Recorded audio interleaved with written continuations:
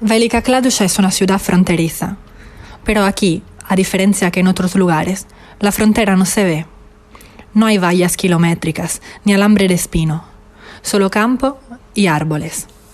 Quizá el hecho de no ver la frontera hace aún más incomprensible la idea de no poder cruzarla.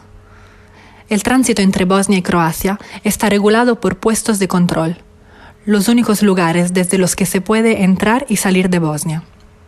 Hay varios a lo largo de la frontera. Control de pasaporte, sello y puedes pasar. No más de 5 minutos, sin contar la cola. 5 minutos que pueden convertirse en años si no tienes el pasaporte adecuado.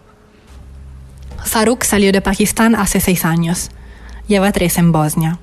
3 años intentando entrar en Croacia, sin conseguirlo. La policía croata le ha devuelto ilegalmente 23 veces. Malik, un chico afgano de 16 años, solo lleva aquí 1 mes, pero ya ha sido devuelto 3 veces. Cuando nos encontramos con él unas horas después de su última expulsión, ya no tiene nada, ni siquiera zapatos en los pies. La policía le ha quitado todo: teléfono, dinero, mochila, zapatos. Lo hacen a menudo. Es su forma de humillar, de restablecer una jerarquía imaginaria establecida por fronteras arbitrarias. Privar a las personas en movimiento de sus objetos personales, rompiéndolos a menudo delante de sus ojos, es solo una de las muchas formas de violencia que ejerce la policía croata. Violencia física, violencia verbal, violencia ambiental. Varios tipos de violencia que a menudo se suman, todo ello dentro de la práctica ilegal de las devoluciones en caliente. Las devoluciones en caliente consisten en expulsar a alguien de un país mientras está cruzando la frontera, sin aplicar ninguna forma de protección o garantía prevista por la legislación del país en el que se encuentra. Esta práctica es ilegal. A pesar de ello, la policía croata sigue utilizándola desde hace años para proteger las fronteras europeas, con el consentimiento tácito de los países miembros. Las personas que son rechazadas 10, 20, 50 veces para no alejarse de la frontera y seguir intentando el game, como llaman el intento de cruzar la frontera, duermen en squats, casas abandonadas que se convierten en refugios temporales.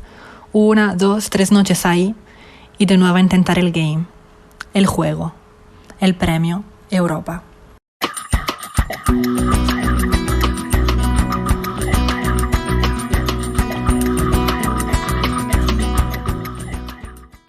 Hola, saludos desde Shit.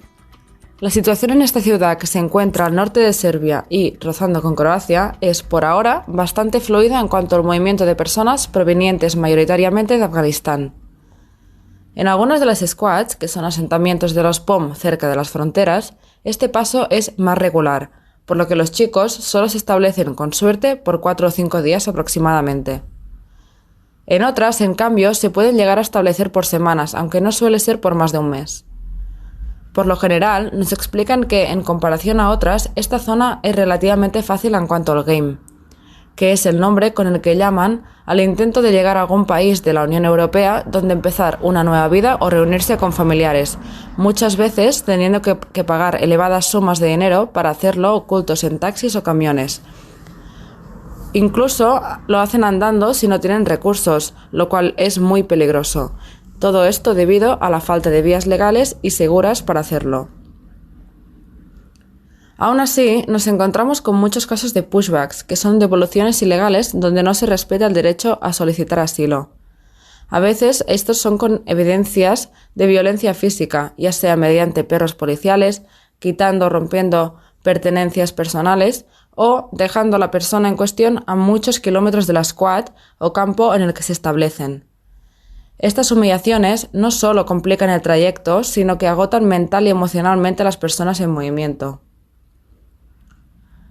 Por lo que se refiere a la estancia a las squads, edificios abandonados y en ruinas que utilizan como hogares temporales, la gran problemática actualmente es la sarna, enfermedad cutánea contagiosa causada por un ácaro y debido sobre todo a una mala higiene tanto de la piel como de la ropa y el espacio en sí.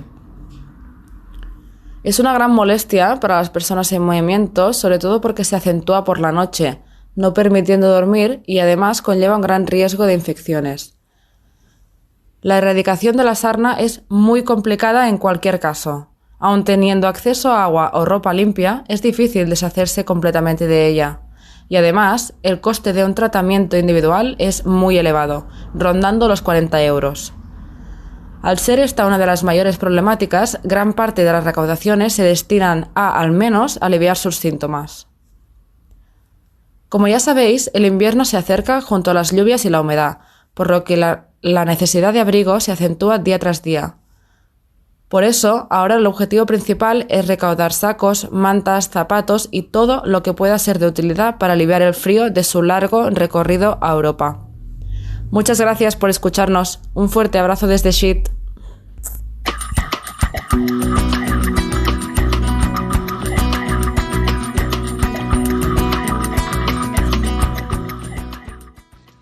Hola a todas, hola a todos, soy Laura, parte del equipo de NNK en Bosnia, concretamente en la ciudad de Bihać, ciudad donde el verano está terminando y empiezan a llegar las lluvias y el frío.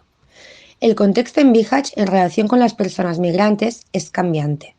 Vemos como en los pasados meses muchas de estas personas se refugiaban durante semanas e incluso meses, especialmente en invierno, en casas y fábricas abandonadas, las cuales llamamos squats. Pero actualmente la situación es distinta. Con el cambio de temperaturas, muchas de las personas migrantes nos comentan a diario su intención de apresurarse y aprovechar el fin del buen tiempo para intentar cruzar la frontera hacia Croacia y seguir con su ruta. Lo que ellos llaman el game, que es el nombre con el que llaman al intento de llegar a algún país de la Unión Europea donde empezar una nueva vida o reunirse con familiares. Muchas veces teniendo que pagar elevadas sumas de dinero para hacerlo ocultos en taxis o camiones, o incluso andando si no tienen recursos, lo cual es muy peligroso, nos cuentan, ya que deben andar horas e incluso días por el monte hasta llegar a un sitio mínimamente seguro donde la policía no les devuelva ilegalmente de nuevo a Bosnia, sin respetar su derecho a solicitar asilo. Y todo debido a la falta de vías legales y seguras para hacerlo. Así pues, vemos que la gran mayoría de las personas en movimiento están de paso e intentan pernoctar el mínimo de noches posibles en la ciudad de Bihać, generalmente entre 1, 2 y hasta 3 noches, de forma que no se establecen en los squats o edificios abandonados como hacían anteriormente, ya que en muchas ocasiones desconocen la existencia de estos y por ende buscan distintos lugares de la ciudad donde pasar la noche, aunque esto suponga que las condiciones sean incluso peores que en los squats. Precisamente por estos motivos, los voluntarios de Bihać estamos adaptando la forma de trabajo, tratando de ser más flexibles para poder llegar a todas estas personas. Según la situación concreta de cada grupo, intentamos cubrir sus necesidades más urgentes, de la forma más inmediata posible, ya que, como he comentado, generalmente permanecen muy pocos días en la ciudad. Por otro lado, estas 2 últimas semanas también hemos estado trabajando en la limpieza de los squats, considerando que con el frío y las lluvias muchas personas volverán a necesitar espacios donde refugiarse.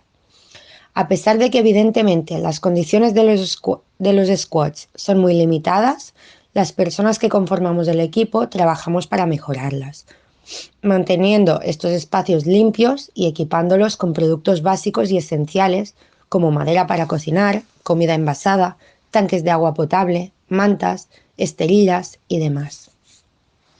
Además, en los squats vacíos frecuentemente encontramos productos como sacos de dormir, mantas e incluso botas de montaña o zapatos deportivos. Es decir, artículos muy necesarios y demandados por las personas en movimiento. De esta forma, seleccionamos los que se encuentran en buenas condiciones para lavarlos y poder distribuirlos a aquellas personas que los necesitan. Aprovecho este momento, en caso de que algún oyente pueda colaborar en la donación de artículos, para destacar que actualmente no disponemos de suficientes zapatos deportivos y o botas de montaña, especialmente de las tallas 42 y 43 de hombre, así como sacos de dormir o mochilas. Por último, me gustaría poder compartir que desde Bihać estamos desarrollando una nueva iniciativa a través de una aplicación que nos permite editar y compartir vídeos, ya que hemos detectado que muchas de las personas utilizan esta aplicación regularmente. Así pues, estamos creando una cuenta con la intención de publicar vídeos de carácter informativo a la vez que lúdico. A través de estos vídeos podemos, por ejemplo, describir de forma visual cómo tratar la sarna, una enfermedad cutánea contagiosa causada por un ácaro y debido sobre todo a una mala higiene, tanto de la piel como de la ropa y el espacio en sí. Una de las problemáticas en auge con la que se están encontrando muchas de las personas en movimiento con quienes estamos en contacto. Esto es todo por ahora desde Bihać. Muchas gracias y hasta la próxima semana.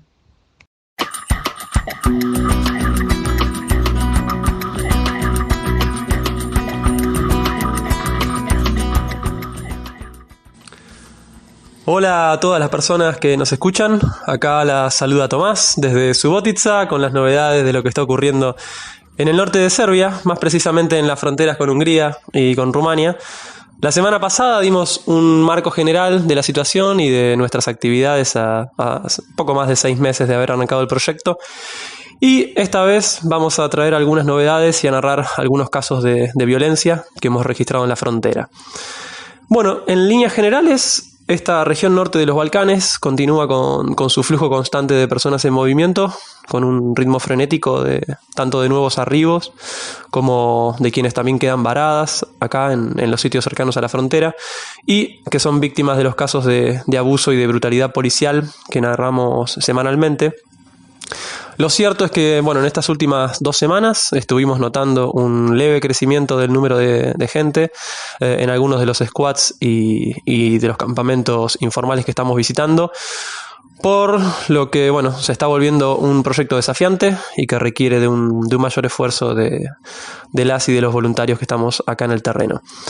La semana pasada habíamos dicho que en el campo de Subotica, en el campo oficial de esta ciudad, estaban viviendo, a datos oficiales de Naciones Unidas, del mes de julio, unas 391 personas en un sitio preparado para alojar a 166.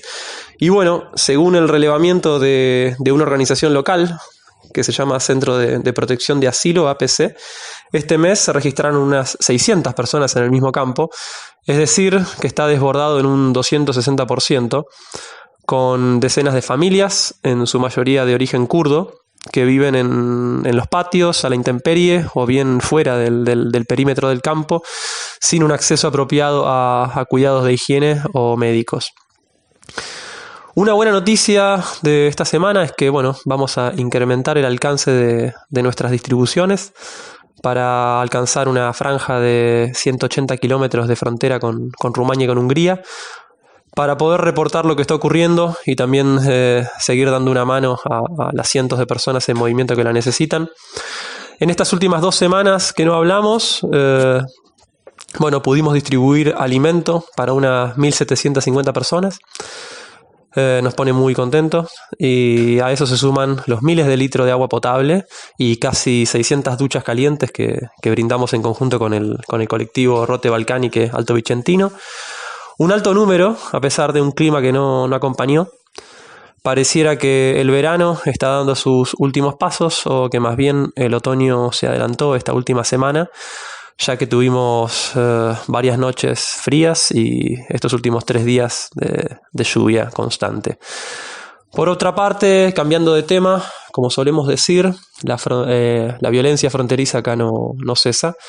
Un ejemplo de esto es lo ocurrido la semana pasada en Sombor, ciudad fronteriza con Hungría, donde varias personas en movimiento se contactaron con nosotros para avisarnos que la policía serbia, junto con el comisariado para refugiados y migración, habían realizado un desalojo intempestivo por la madrugada. Unas 130 personas en total fueron trasladadas en 3 autobuses hacia Principovac, que es uno de los 3 campos oficiales que rodean Šid, una pequeña ciudad al oeste del país, en frontera con Croacia. Y durante el operativo de desalojo, según lo que nos testimoniaron, la policía golpeó a varios jóvenes, tomó los teléfonos, cuyos modelos eran más caros, y también destruyó el generador que utilizaban para dar electricidad dentro del squad. De más está decir que el Anonem Kitchen asiste a este squad cada semana con alimento, con agua potable, elementos de higiene y con duchas calientes. En su mayoría son varones jóvenes de entre 16 y 30 años, pero también hay familias, hay mujeres y hay menores de edad. Y bueno, este tipo de desalojos es una práctica que cada vez se observa con mayor frecuencia en esta región. La semana anterior también habíamos tenido otro desalojo violento en un squad ubicado a pocos kilómetros en esa misma ciudad, donde la policía también llevó a la fuerza hacia un campo oficial a quienes no contaban con sus documentos personales. Un párrafo aparte merece lo que está ocurriendo en la frontera húngara. En este último tiempo se hicieron más frecuentes, notorios y violentos los casos de pushback por parte de las fuerzas de seguridad húngaras, donde se destaca la adopción de mecanismos sistemáticos de humillación y brutalidad que profundizan aún más la grave violación a los derechos humanos dentro del territorio europeo, que hace años lleva adelante el Estado húngaro bajo la mirada de la Unión Europea. Y bueno, vamos a narrar un caso o dos casos por cuestiones de tiempo. El primero, en un squad ubicado en la ciudad de Orgos, se recopilaron testimonios de un grupo de jóvenes que sufrieron pushback desde Hungría hacia Serbia y en el que algunos de sus miembros fueron obligados a comer sus propios cigarrillos y también les raparon la cabeza a la fuerza. Según lo que nos dijeron, un joven de 18 años y otros 3 de entre 18 y 30 años fueron detenidos cerca de la medianoche por un grupo de 5 agentes cubiertos con pasamontañas. Les echaron gas pimienta en los rostros, les extrajeron los móviles y se los destruyeron. Lo mismo con los lentes recetados de una de las víctimas.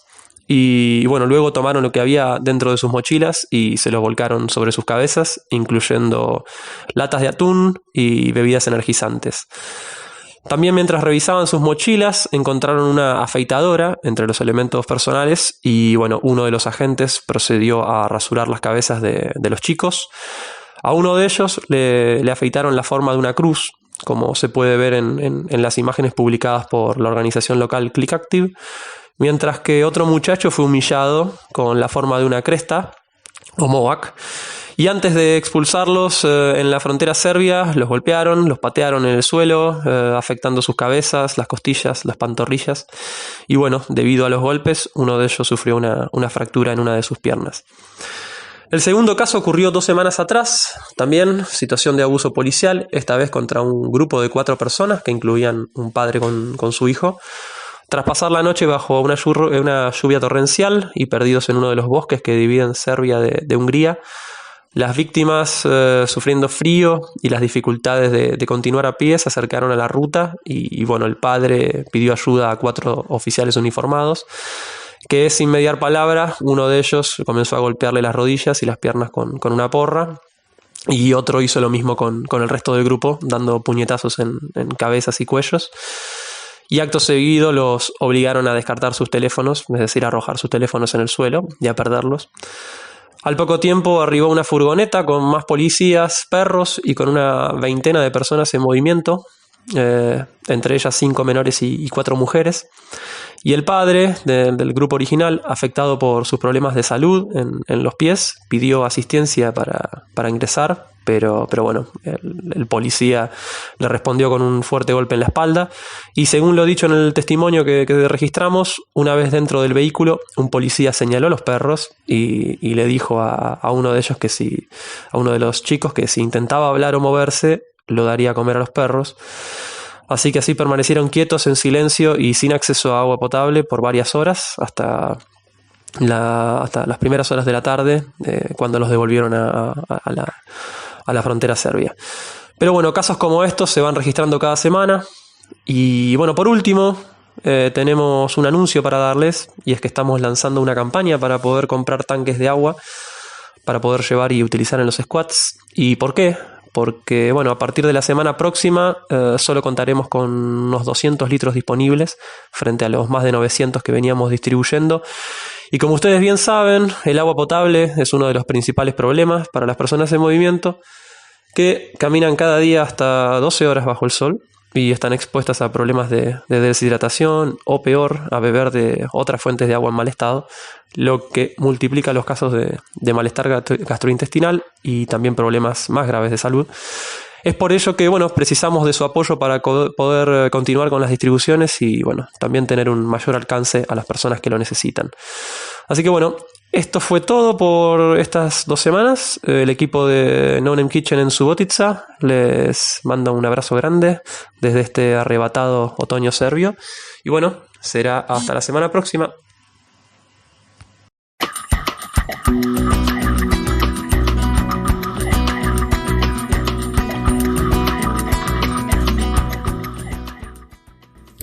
Hola desde Patras, soy Emily y os voy a actualizar un poco acerca de lo que está pasando en la ciudad. En los últimos días hemos recibido donaciones de alimentos, ropa, mantas, artículos de higiene y otras cosas de Weir Packens An, por lo que nuestro almacén está ahora lleno de alimentos no perecederos y ropa variada. También hemos recibido algunas donaciones de Stefano y Rita, quienes donaron ropa y otros elementos esenciales, incluida la ropa de cama. Stefano y Rita se unirán al equipo, su ayuda y donaciones son muy apreciadas. El equipo también recolectó una donación de Atenas, ofrecida por SOS Refugiados, conduciendo unas 2 horas hasta Atenas para recoger varios artículos, incluidos jabones y ropa. Estamos muy contentos de tener todos estos donativos, que seguro serán apreciados por las personas en movimiento. No obstante, las distribuciones fueron bastante difíciles, no solo porque nuestro equipo tuvo que mudarse de casa y necesitábamos mover muchos muebles y cajas llenas con la ayuda de una empresa de mudanzas, sino porque nuestra furgoneta dejó de funcionar y tuvimos que repararlo en el taller. Por algunos fallos en el motor tuvimos que hacer todas las distros, mitad del viaje andando y la otra mitad en taxi. La semana pasada nos visitó un miembro de Linea d'Ombra, una asociación que se fundó en 2019 en Trieste, Italia. Su objetivo es recaudar fondos para apoyar a las poblaciones migrantes, principalmente a lo largo de la ruta de los Balcanes. Nicola, de esta asociación, nos ayudó mucho con la mudanza de la casa y también con el apoyo a las personas en movimiento que viven en las fábricas aquí en Patras. Recientemente muchas de estas personas se han quejado de dolores y lesiones, por lo que tuvimos que llevarlas al hospital. Un día, cuando visitamos la fábrica para llevar a un niño al hospital, la policía llegó a la fábrica y arrestó a otros 3 niños. Intentamos explicar la situación, pero la policía no quiso escuchar y se llevó a los 3 niños a la comisaría. Después de un tiempo, el niño herido fue dado de alta, así que le llevamos al médico. Pero pronto recibimos más mensajes informando sobre lesiones que ocurrieron en la fábrica durante ese arresto. De ahí que estos últimos días varios miembros del equipo nos hemos pasado largas horas en el Hospital Central de Patras. Las circunstancias en las que viven estas personas no son saludables y por eso también las pequeñas heridas pueden infectarse con mucha facilidad. Todos los días proporcionamos analgésicos y cremas. Algunos doctores en el hospital son muy amables, pero a los demás no les importa mucho y su comportamiento es de desprecio e indiferencia. Me gustaría recordar que estas personas también son merecedoras de un buen trato. Son seres humanos y, como todos, tienen sentimientos.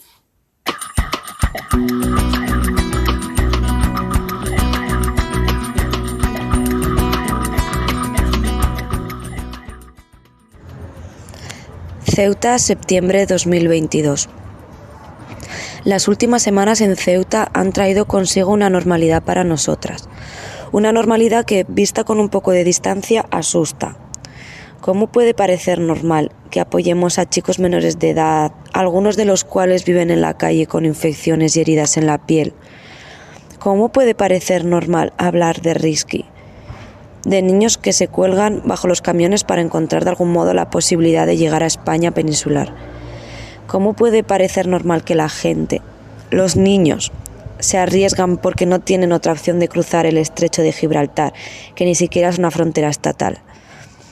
¿Cómo puede parecer normal que la gente esté retenida en una burocracia, en una prisión de papeles? ¿Cómo puede parecer normal escuchar la violencia que sufren los niños en la calle, en el puerto, en el centro de menores, por parte de la policía portuaria y del personal de seguridad? Todo esto es la normalidad y la vida cotidiana en Ceuta. No es extraño hablar de ello, porque en Ceuta hablamos de ello todos los días. Parte de esto es normal. La forma normal de cruzar el mar es que arriesguen su salud y su vida. ¿En qué mundo absurdo vivimos si esto es normal? Pero la normalidad en Ceuta incluye mucho más. Que la gente se quede atrás. Que los intentos de rescue siguen siendo infructuosos. Que la gente esté atrapada durante meses y años en Ceuta, una ciudad de solo 18,5 kilómetros cuadrados. Que las personas están atrapadas entre papeles existentes, defectuosos, necesarios y desaparecidos. Parte de la normalidad en esta frustración de quedarse atrás, pero también la esperanza perpetua, la paciencia que sigue impulsando a los chicos. Pero también aquí, ¿en qué mundo absurdo vivimos realmente que los chicos tienen que vivir con tal frustración, que tienen que aferrarse a esta chispa de esperanza que amenaza continuamente con apagarse? Otra parte de la normalidad en Ceuta es que los menores de 18 años, sin nacionalidad española, viven en centros de menores. O bien eligen voluntariamente vivir allí o son llevados allí para que no vivan en la calle. Una y otra vez nos preguntamos por qué los niños eligen vivir en la calle cuando hay lugares donde realmente podrían vivir, donde podrían tener un techo, donde realmente deberían recibir atención médica, alimentos, apoyo psicosocial y legal. Poco a poco hemos ido conociendo más y más sobre los centros y de nuevo nos sorprende lo que se convierte en normal para los chicos en dichos centros. Según nos contaron y nos siguen contando los chicos, en los centros no hay agua caliente para las duchas. Solo hay entre 10 y 20 toallas para unas 60-70 personas que los chicos comparten. No se proporcionan navajas ni tijeras para el pelo y no se les permite tenerlas. No hay teléfonos que puedan utilizar para comunicarse con sus familias. Solo se les permite utilizar el móvil durante 1 hora al día. No hay taquillas ni armarios donde los chicos puedan guardar sus pertenencias y por tanto no es raro que les roben sus pertenencias. Una habitación se comparte entre unas 5 personas. En el área penal, unas 15 personas comparten habitación. La salida corta se anula como castigo y no hay acceso al móvil. Como castigo, la persona en cuestión también puede tener que esperar en el patio y solo se le permite entrar en el centro después de la cena sin poder participar. A un joven de 14 años que conocimos le amenazaron con quitarle el teléfono móvil y no devolvérselo hasta los 18 si volvía a dar la cara. No hay interruptor de la luz, sino que los chicos hacen la luz conectando cables. Esto a veces se traduce en lesiones en los dedos. No hay personal médico en el centro municipal. A un chico con un pie y una pierna inflamados se le negó por completo la atención médica porque se escapa del centro con demasiada frecuencia y vive en la calle. Los chicos golpeados por educadoras y vigilantes parece ser algo cotidiano.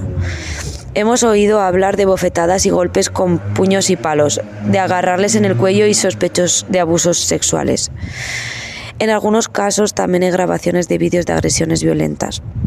Cambiar el centro a causa de estos incidentes parece casi imposible. La presentación de quejas en el centro resulta obsoleta, según los informes de los chicos, porque simplemente acabarían en la basura. Para los chicos, estos centros y las condiciones que aquí se dan son la normalidad. Pero ¿en qué mundo vivimos absurdo si esta inadecuación, la falta de atención a los menores en un centro designado es normal? Si es normal que los niños elijan vivir en la calle en lugar de en un centro de menores. Lo que se ha convertido en una triste normalidad para muchas personas en Ceuta no debería ser normal. No es normal que se someta a las personas, a los niños, a semejante violencia física, psicológica, burocrática y emocional. Y no debería aceptarse como normalidad. ¿En qué mundo absurdo vivimos cuando estas cosas se convierten en normales?